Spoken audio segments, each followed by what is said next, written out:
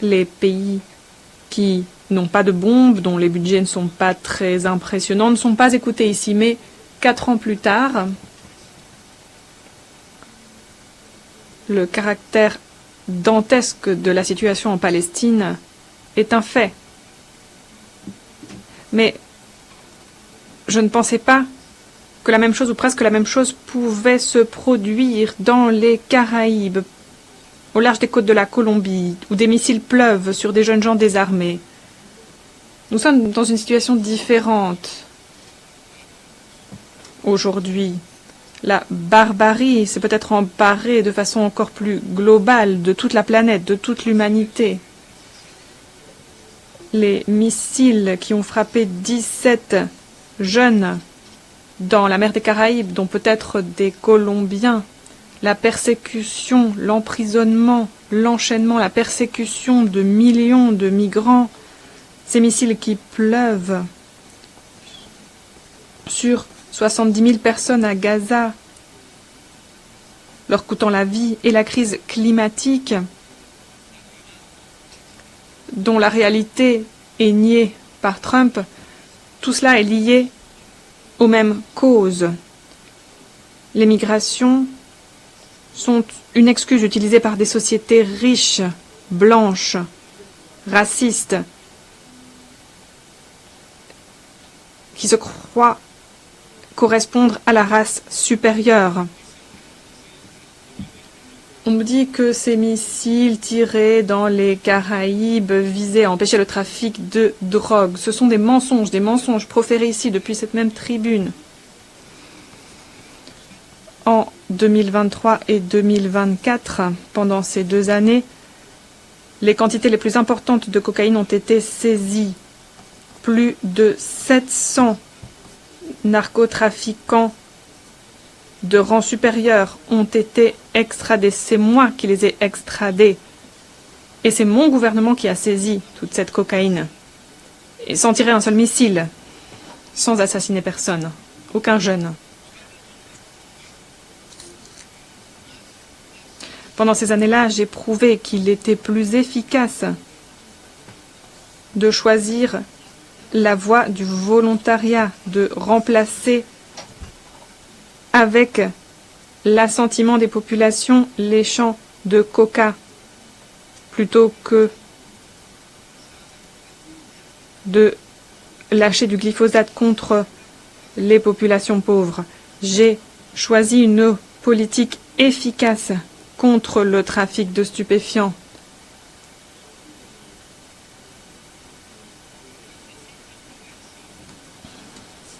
Mais la voie de la violence est la voie qui est nécessaire pour dominer la Colombie et pour dominer l'Amérique latine. Il faut détruire le dialogue, il faut imposer des diktats et tirer des missiles assassins contre de jeunes gens pauvres dans les Caraïbes. La politique anti-drogue n'a pas pour objectif d'empêcher que la cocaïne parvienne sur le territoire des États-Unis. La politique anti-drogue a pour objectif de subjuguer, de faire plier les Chines à tous les peuples du Sud. C'est une politique qui a pour viser le pouvoir et la domination. Et je prends la parole devant vous en tant que président qui s'est vu retirer la certification de président collaborant dans la lutte antidrogue par le président Trump qui n'avait aucun droit de le faire. Pas de droit humain, pas de droit divin pour ce faire. Pas de raison pour le faire non plus. Ce que veut faire le gouvernement des États-Unis, c'est s'en prendre à des milliers de paysans. Il est influencé par des politiques mafieuses. Et aujourd'hui, les paysans colombiens sont massacrés comme sont massacrés les enfants à Gaza. Et ces massacres ont lieu de la main de personnalités politiques liées à la mafia colombienne qui étaient autrefois sénateurs ou occupaient des postes importants. Alliés aussi à l'extrême droite de Floride aux États-Unis et maintenant alliés au gouvernement des États-Unis, au gouvernement de Trump, alliés depuis des décennies au chef du trafic de stupéfiants, au chef du trafic de cocaïne. C'est schifos, comme on dit en Italie. Voilà la politique anti-drogue décrétée depuis Washington. Je ne sais pas si M. Trump sait que sa politique étrangère vis-à-vis du Venezuela, vis-à-vis de la Colombie, vis-à-vis des Caraïbes, est le fruit de conseils de personnes qui sont alliées à ce trafic de cocaïne. J'ai moi-même dénoncé 2 personnes, en les nommant par leur nom, des personnes qui ont été sénateurs au Congrès. J'ai été visé par des tentatives d'assassinat à plusieurs reprises de ce fait. On a voulu me réduire au silence et maintenant on veut que cesse mon gouvernement progressiste. Et c'est pour cela que les États-Unis m'ont retiré ce certificat. C'est pourquoi je suis calomnié, tout comme la Colombie. En Colombie, on a saisi les quantités de cocaïne les plus importantes jamais saisies dans toute l'histoire du monde et c'est mon gouvernement qui l'a fait. En Colombie, nous avons réussi à freiner le taux de croissance des champs de coca. Sous le président Duque, on était à 43%, nous en sommes maintenant à 3%. Et M. Duque, lui, ne s'était pas vu retirer sa certification alors qu'au sein de sa campagne, on trouvait une personne impliquée dans le trafic de stupéfiants. Mais je suis, moi, visée par ce retrait de la certification car je dis la vérité. On voit là qu'il s'agit là plutôt de jeu de pouvoir. On ne veut pas que la lumière irradie en Amérique latine. Ces jeunes assassinés dans les Caraïbes n'étaient pas membres du Tren de Aragua, dont peut-être on ne connaît pas le nom ici. Ils n'étaient pas non plus des membres du Hamas. C'était de jeunes Caribéens, peut-être des ressortissants de Colombie. Et s'il s'agissait de Colombiens, alors des procédures pénales doivent être lancées contre ces fonctionnaires des États-Unis. Jusqu'au plus haut fonctionnaire, celui qui a donné cet ordre, le président Trump, c'est lui qui a autorisé ces tirs de missiles contre ces jeunes qui voulaient simplement fuir la pauvreté.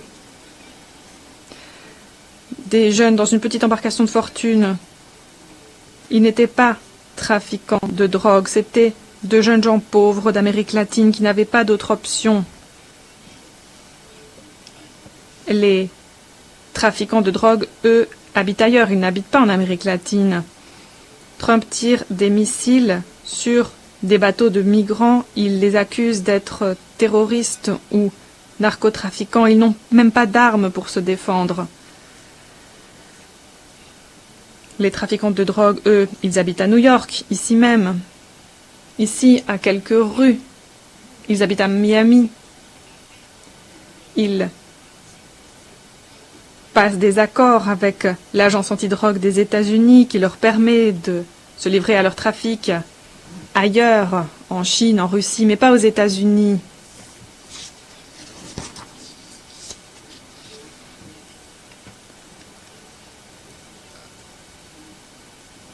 Aux États-Unis, les personnes qui souffrent de dépendance sont passées à consommer une autre drogue, la drogue mortelle du fentanyl. Une drogue produite au sein de l'appareil industriel des États-Unis, ici même, pas loin d'ici. Et c'est là aussi que se trouvent les consommateurs. C'est une autoconsommation ici aux États-Unis. Et c'est la pire situation en matière de drogue de toute l'humanité, depuis que l'humanité a commencé à consommer de l'alcool, de la bière.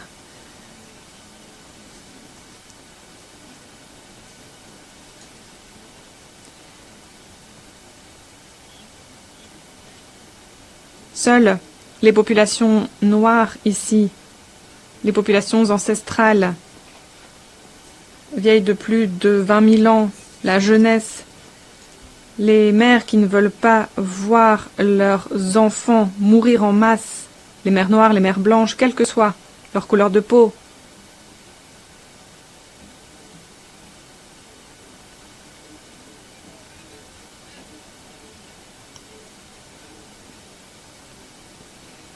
Seuls ceux-là s'élèvent ou souhaitent s'élever contre la tyrannie sans trouver le sommeil devant les informations mensongères à la télévision.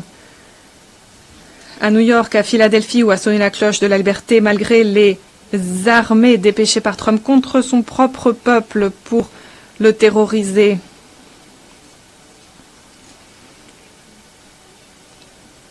Dans ces États qui ne sont plus unis aujourd'hui face à la tyrannie.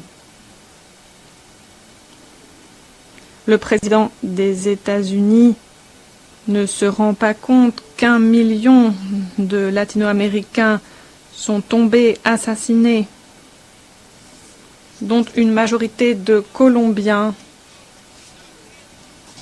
et 1 million de personnes de plus vont périr en Amérique du Nord cette fois en raison du fentanyl. La cocaïne autrefois tuait 3000 personnes par an dans ce pays. Aujourd'hui, le fentanyl en tue 100 000 par an.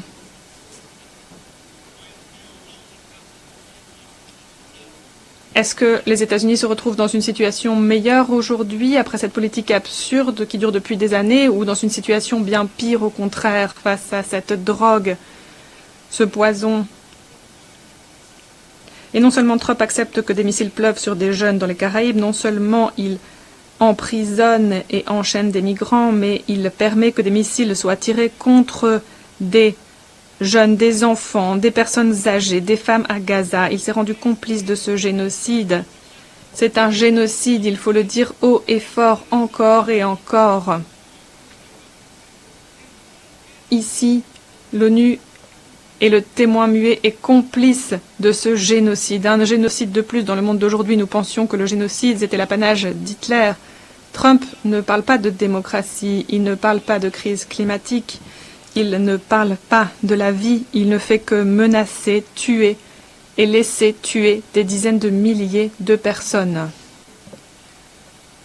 Le gouvernement colombien, lui, a permis qu'il n'y ait pas d'augmentation du taux d'homicide. Le taux de chômage est aujourd'hui très bas.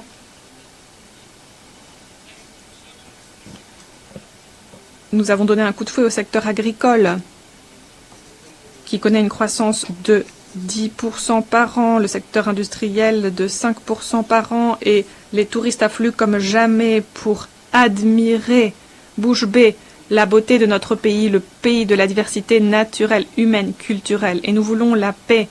Nous négocions avec les narcotrafiquants, avec les rebelles. Je veux toujours parler. Parler ne me dérange pas. Parler pour sauver des vies. Parler pour éradiquer les économies illicites, pour éradiquer la culture de la feuille de coca, avec l'assentiment des paysans eux-mêmes qui sont là de la violence. Nous ne nous laissons pas amadouer par les narcotrafiquants comme les gouvernements d'autrefois en Colombie, qui étaient corrompus, qui se laissaient corrompre. Notre nouvelle politique est couronnée de succès. Ce n'est pas une politique anti-drogue, c'est une politique anti-narcotrafiquant. C'est différent. Et nous remercions les pays qui nous ont aidés à semer la paix. Qatar, le Qatar, Cuba, le Mexique, l'État du Vatican, la Norvège, le Brésil et le Venezuela. Nous ne remercions pas ceux qui veulent nous entraîner sur le chemin de la guerre intestine. Écoutez, mesdames et messieurs, l'Amérique latine, ce ne sont pas seulement des feuilles de coca, des terroristes, des narcotrafiquants. L'Amérique latine, potentiellement, recèle 1400 gigawatts de capacité annuelle d'énergie propre, énergie solaire, énergie éolienne, hydraulique.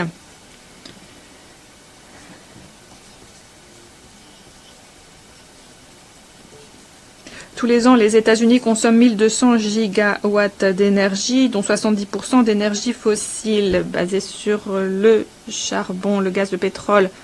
Si ce potentiel d'énergie propre est exploité, alors c'est toute l'énergie fossile des États-Unis qui pourrait être nettoyée. Ce ne sont que les fonds qui manquent et on pourrait contribuer comme jamais à dépasser la crise climatique, faire un pas en avant inédit grâce au potentiel d'énergie propre, grâce à l'éponge remarquable aussi qu'est la forêt amazonienne. L'Amérique latine pourrait être à l'avant-garde de l'humanité, l'entraînant à faire ce premier pas libérateur pour sauver la vie de la planète et de l'humanité tout entière. Il nous faut seulement 600 milliards de dollars pour développer ce potentiel. Et c'est la même chose en Afrique. L'Afrique et l'Europe pourraient s'engager sur cette voie. Au total,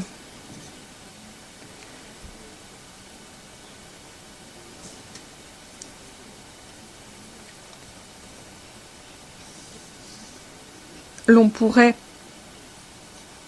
obtenir des résultats remarquables et ces fonds existent.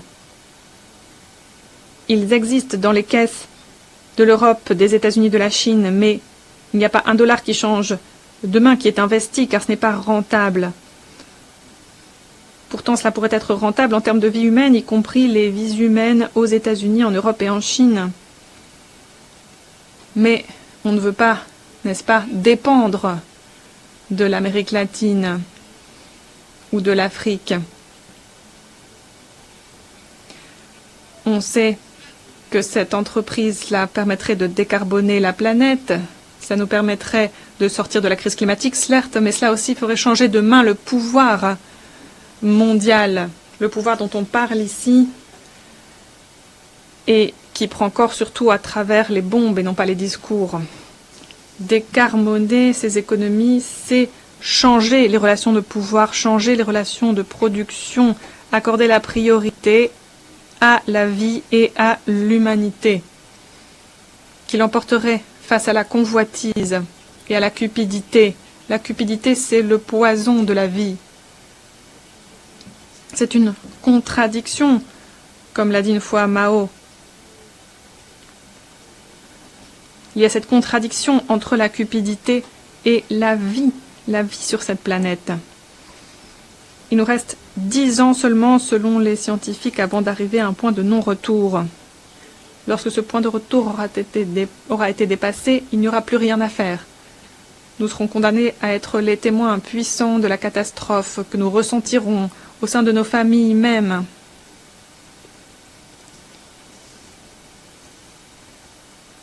Et pourquoi? Parce qu'à ce moment-là, l'extinction de la vie, y compris de la vie humaine, sera irréversible. Le processus sera irréversible. Il n'y aura plus de technologie, plus de force sociale, plus d'esprit humain suffisamment puissant pour empêcher l'effondrement. Et il ne nous reste plus que 10 ans. C'est ce que dit la communauté scientifique, mais ici, apparemment, on ne croit pas à la science. C'est ce qu'a affirmé l'individu le plus puissant au monde. Il ne croit pas à la science. C'est complètement irrationnel. Et c'est ce courant de pensée irrationnel qui a envahi l'Allemagne, le pays de grands philosophes comme Emmanuel Kant. Et c'est cette force qui aujourd'hui envahit les États-Unis. Et c'est cela qui avait annoncé l'arrivée d'Hitler en 1933.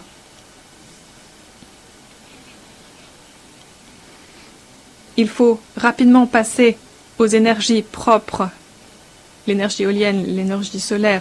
Mais parler de décarbonation, c'est prononcer des propos subversifs au sein des G7, G20 à Davos. Ces réunions de puissants et de riches. Comme autrefois, parler de démocratie, c'était subversif. Même ici à New York, à Carthagène, à Madrid.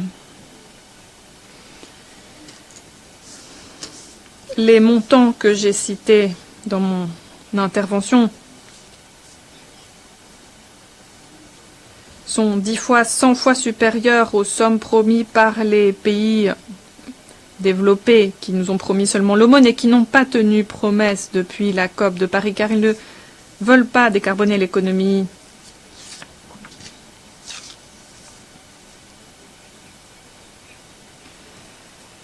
Et c'est 1000 fois plus que les prêts de la Banque mondiale qui ne sont là encore qu'une aumône. Car on pense dans ces salles que le capital et le capitalisme nettoient l'atmosphère. C'est faux. Ce sont des fantasmes prononcés pour nous empêcher de regarder en haut et de sauver l'humanité. Investir dans l'adaptation climatique et dans la décarbonation nécessite une politique mondiale totalement différente. Il faut abolir les primes de risque associées à l'endettement.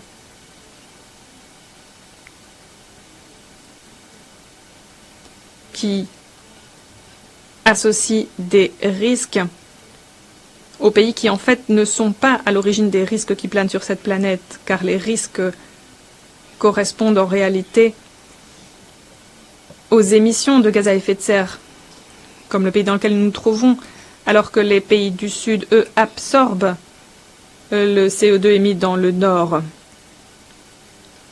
Les marchés disent le contraire, mais ce n'est pas parce qu'ils ont tort. Il faut arrêter de condamner les pays les plus pauvres et accepter les échanges endettement contre action pour l'adaptation et l'atténuation de la crise climatique. Je me tourne vers la Chine, l'Allemagne, les États-Unis, vers Wall Street, vers Paris, vers la bourse de Londres. Si vous voulez toucher les intérêts de la dette externe dans nos pays, vous ne retrouverez là que des cimetières et des tombes. Et lorsque vous irez toucher vos intérêts, vous serez vous aussi mort. Et cet argent ne vous sera d'aucune utilité lorsque vous serez entouré de cadavres. Autre mot subversif, planifier, édifier des plans mondiaux. Ce n'était pas nécessaire, avait-il dit, alors que planifier, c'est le propre de l'homme. Tant de croyances religieuses, tant de croyances religieuses dans le marché, des croyances fondamentalistes. On nous a dit que les marchés conduisaient vers le bonheur. Mais nous sommes maintenant au bord de l'abîme. Les marchés ne mènent pas au bonheur, mais à la mort et à l'abîme, comme nous le voyons aujourd'hui. Le néolibéralisme avait tort depuis le début. Et cela fait 50 ans que nous guidons nos pays à l'aide de formules complètement erronées, contraires à la science. Et nous n'avons pas changé ces formules.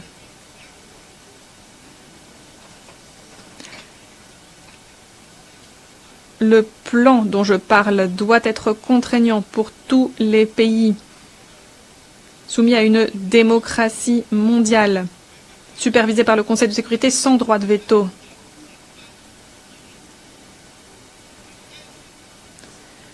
Ce sont les marchés qui ont accouché de la crise climatique. Ils ne nous permettront pas de la résoudre. Ils ont accouché de cette crise.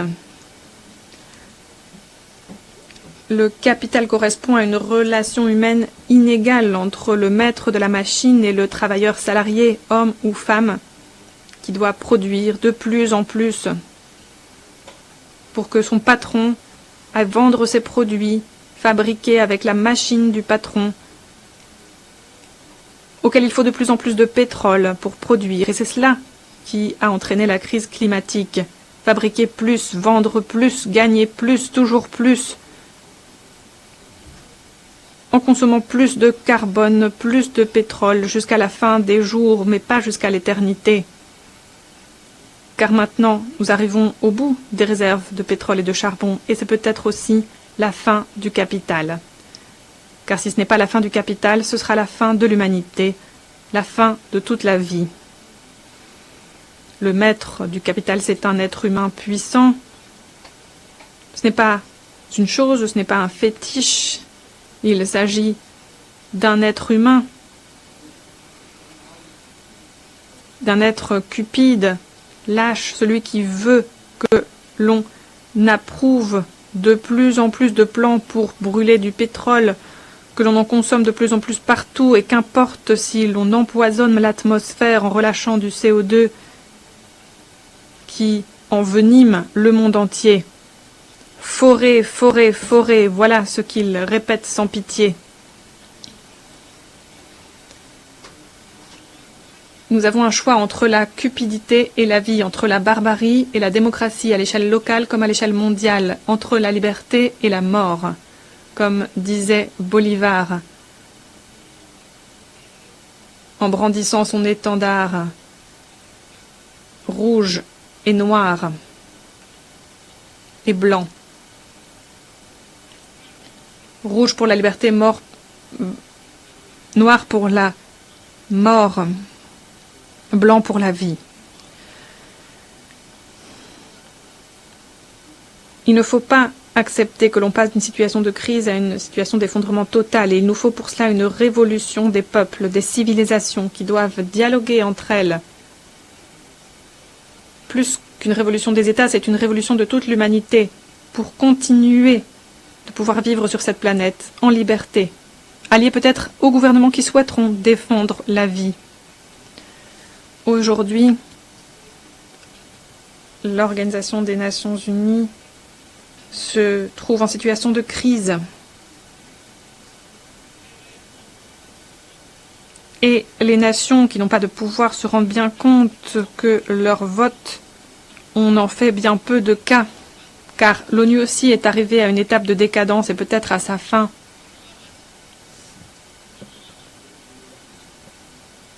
Elle ne sait plus quoi faire, car le capital est devenu une force globale et non pas étatique. Le socialisme de Staline aurait dû devenir lui aussi global et non plus étatique. Mais Staline ne comprenait pas bien toutes les choses et il a condamné à Yalta une révolution mondiale qui aurait pu se déclencher en Espagne, en Italie, ailleurs, peut-être en Amérique latine. L'humanité est donc le nouveau sujet politique émergent et non pas l'État-nation. L'Organisation des Nations Unies doit donc être transformée en une humanité unie, unie dans sa diversité. C'est un nouveau sujet politique de l'histoire humaine qui apparaît aujourd'hui. C'est très important, c'est spectaculaire à mes yeux. Nous avons dépassé l'idée de l'État-nation pour devenir une humanité. Mais pour que cette humanité soit unie, pour qu'elle agisse comme un seul homme, il faut que la démocratie soit présente partout, dans le monde entier. Il faut un dialogue permanent au milieu de notre diversité. Et ce sont nos différences qui nous permettent de nous coordonner, de coordonner efficacement l'action à l'échelle mondiale. Il faut une humanité qui dialogue. Oui, une humanité civile. Oui, une humanité profondément démocratique. Oui, une humanité rassemblant des individus libres.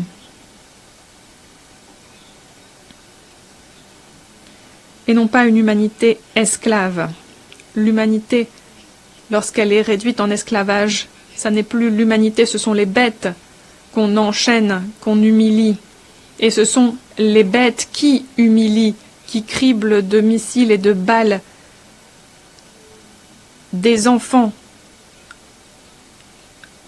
qui n'ont nulle part où se réfugier dans une ville proche de l'endroit où était né Jésus.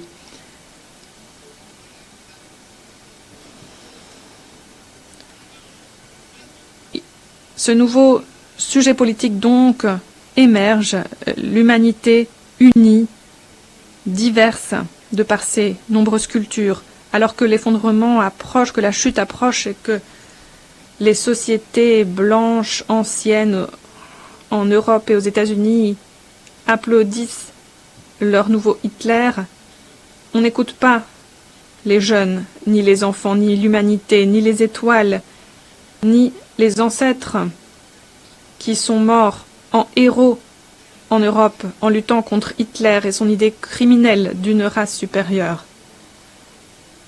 Aujourd'hui, dans ces pays, on fait la même chose que faisait Hitler. Des camps de concentration sont construits pour les migrants.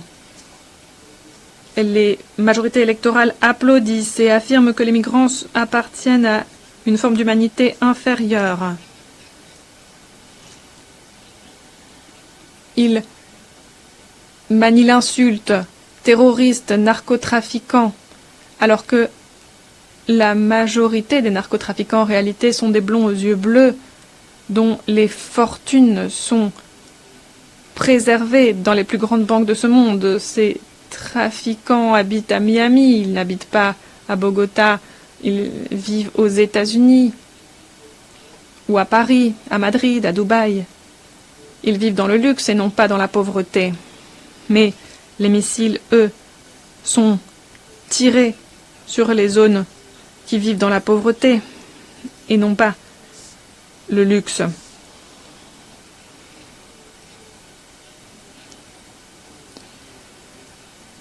On vise le Venezuela pour faire main basse sur son pétrole empoisonné.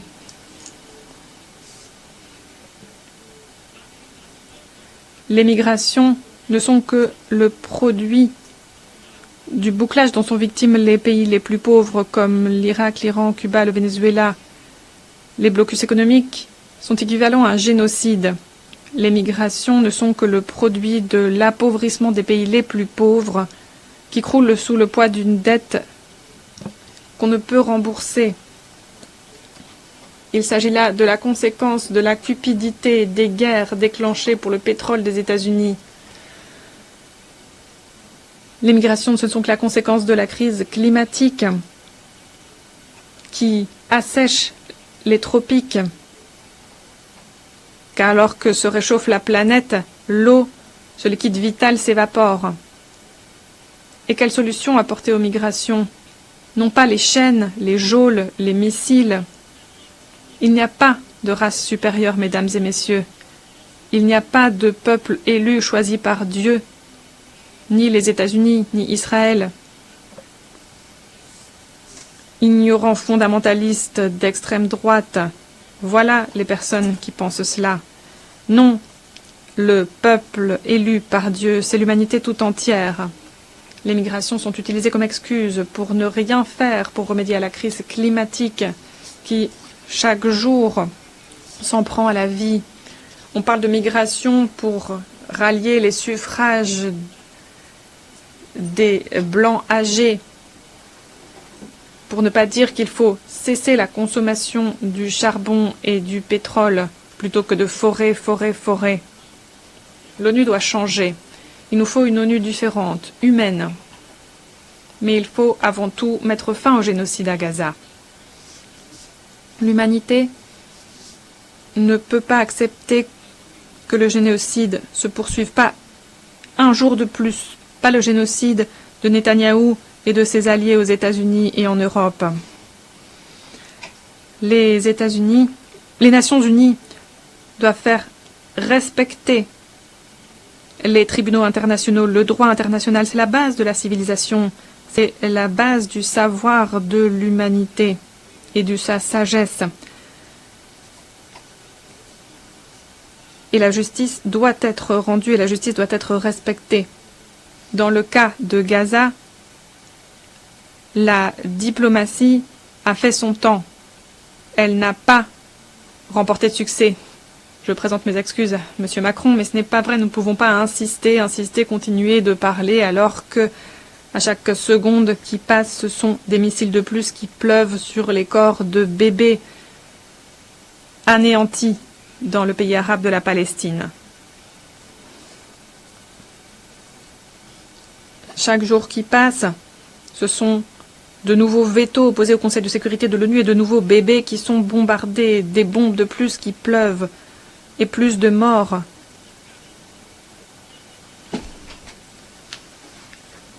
Ceux qui acceptent cela ne sont pas mères ni pères, ce sont des robots.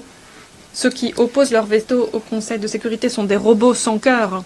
Le génocide à Gaza doit cesser.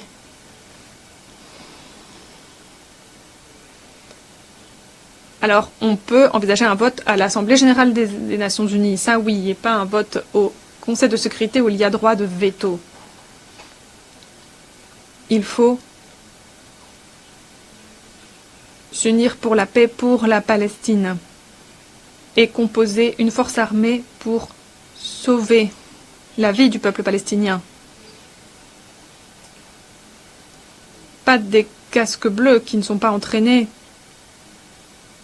et qui parfois ne sont pas préparés à ce qui les attend. Non, il faut une armée puissante, l'armée des pays qui n'acceptent pas le génocide. Et j'invite donc les nations du monde et surtout les peuples du monde, en tant que peuple parti de l'humanité, à unir leurs efforts et à unir leurs armes. Il faut libérer la Palestine. J'invite les armées d'Asie, des peuples slaves qui héroïquement ont défait Hitler. J'invite les armées de Bolivar en Amérique latine, les armées de Garibaldi aussi en Italie, de Marti, de Santa Cruz. Trop de discours ont été prononcés.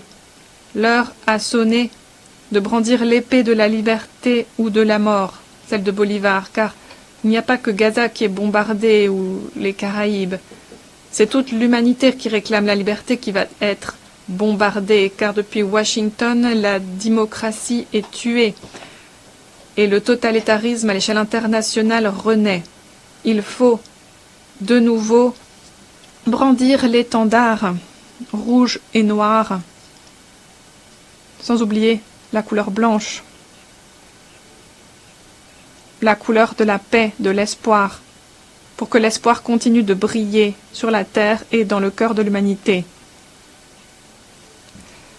Les États-Unis n'enseignent plus la démocratie, ils la mettent à mort en tuant les migrants. L'ONU doit mettre en branle un changement en mettant fin au génocide à Gaza avec toute l'efficacité d'une armée, l'armée du salut du monde, après un vote de l'Assemblée générale des Nations unies sans droit de veto.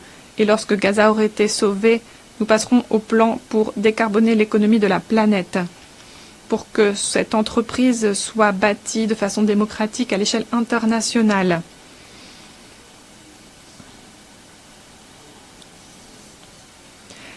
Et le Conseil de sécurité doit décréter son application rapide, mais sans droit de veto. L'OMC, la Banque mondiale, le FMI, le système financier privé, qui ont des capacités remarquables, devront ensuite obtempérer. Voilà comment l'humanité peut faire en sorte que le capital soit subordonné à la vie et à l'humanité. Le capital doit répondre à la vie et à l'humanité. De cette façon, l'ONU deviendra plutôt qu'une alliance des nations, une alliance des peuples dans leur diversité qui composent l'humanité. Nous ne parviendrons à dépasser la crise climatique qu'unis en tant qu'humanité tout entière. Et de cette façon, l'ONU pourra faire un pas en avant pour devenir une assemblée des peuples, pour que chaque personne soit libre sur cette planète, pour que tous les individus pourront pleinement exploiter leur potentiel intellectuel et ce grand cerveau de l'humanité, intelligence puissante, illuminée par la science de plus en plus avancée, pourra non seulement sauver la vie sur notre planète, mais accomplir la mission qui est celle de l'humanité et étendre la vie jusqu'aux étoiles. Une humanité unie et libre peut regarder vers les étoiles et toucher les étoiles, comme les légionnaires romains qui avaient pensé il y a longtemps. Et c'est à ce moment-là qu'ont été prononcés les mots en latin ad astra, vers les étoiles toujours. L'heure de la liberté a sonné et non pas l'heure de la mort. C'est vrai que les missiles pleuvent et sèment la mort, mais c'est vrai aussi que la liberté continue de briller dans le cœur des êtres humains qui continuent de faire preuve de capacité de rébellion. Merci.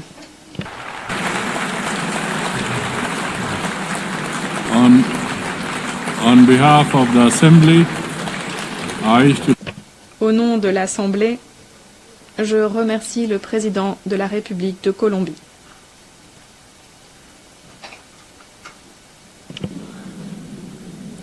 The Assembly will now hear an address